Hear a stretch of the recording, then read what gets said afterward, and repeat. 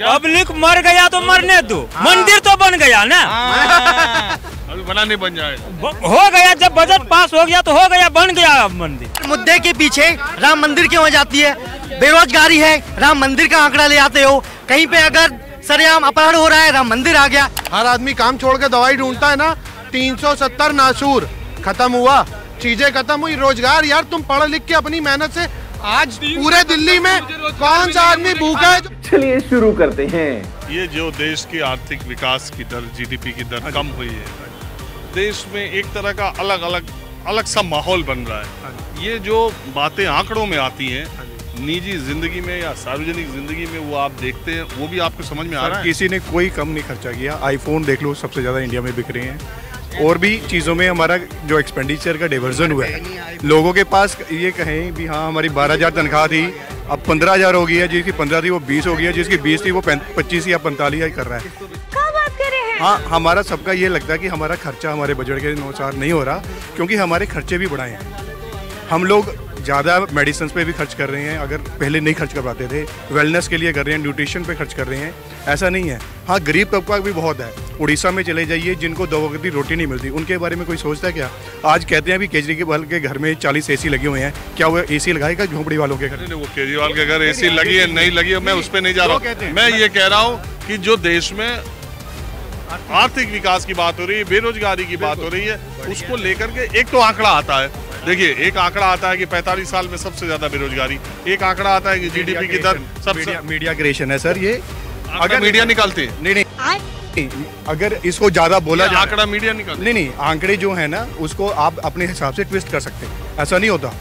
आंकड़ों को आंकड़ा तो आंकड़ा होता है। आप एक चीज को पकड़ लेंगे ना, अगर आज हम कहते हैं अभी कारों, हमको इस पे चर्चा नहीं करना चाहिए। इकोनॉमी को हम ये कहते हैं अभी कारों की जो सेल कम हुई है, क्या वही इकोनॉमी का इंडिकेटर है?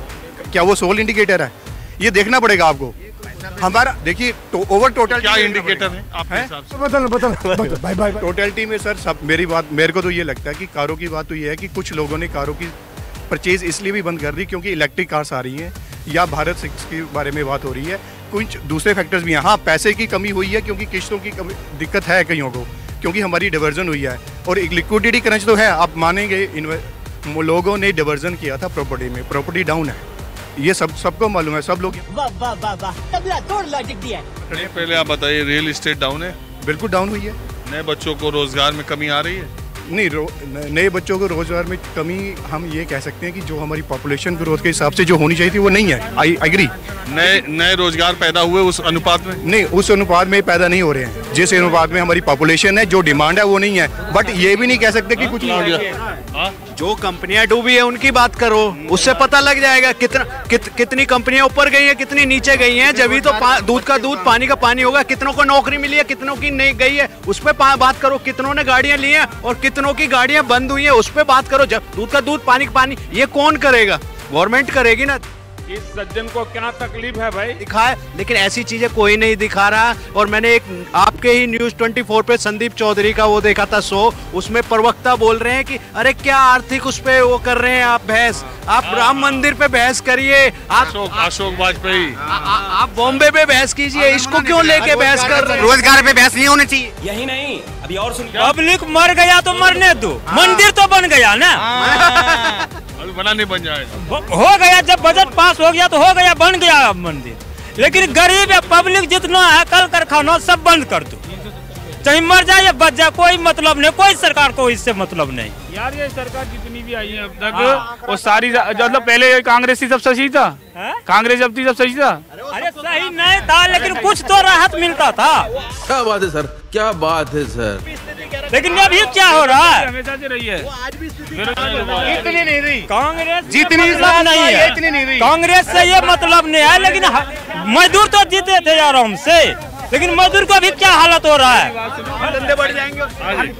मैं अपने चाचा जी से ये पूछना चाहता हूँ, जैसा ही करें, मंदिर तो बन गई, हम मरे या जिए, सबसे पहला सवाल आपसे ये है, क्या मंदिर बन जाएगी तो आपके बच्चे शिक्षित हो जाएंगे?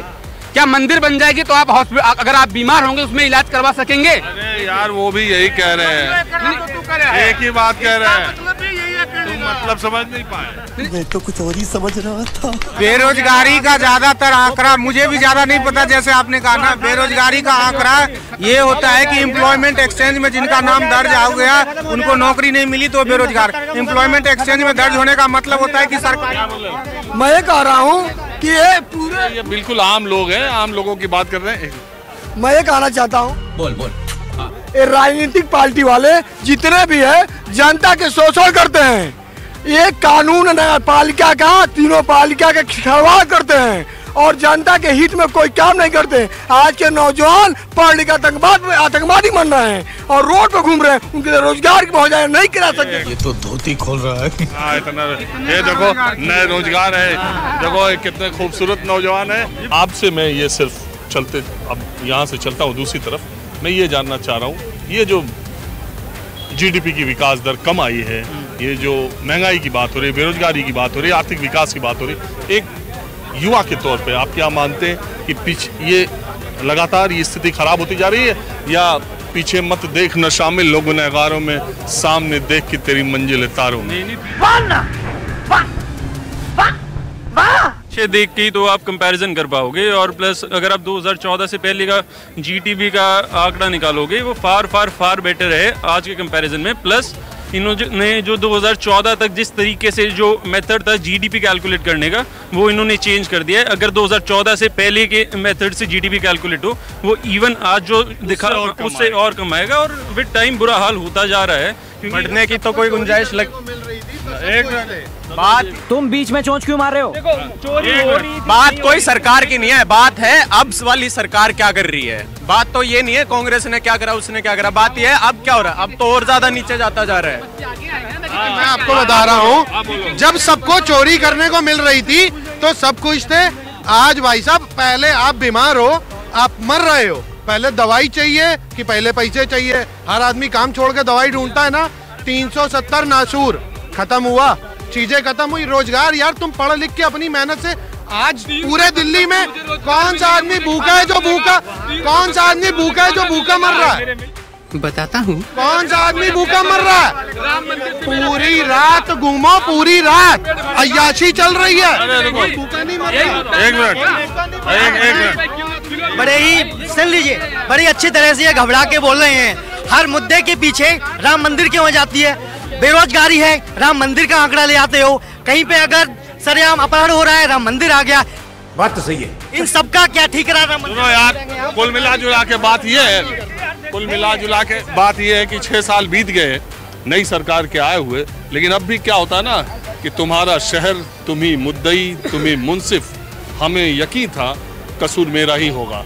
तो दोस्तों वीडियो में बस इतना ही। दोस्तों आप इन लोगों की बातों पर क्या सोचते हो हमें कमेंट बॉक्स में ज़रूर बताएं, और अगर आपको इसी तरह की वीडियो देखना पसंद है तो चैनल को सब्सक्राइब और वीडियो को लाइक ज़रूर करें। मज़ा आया।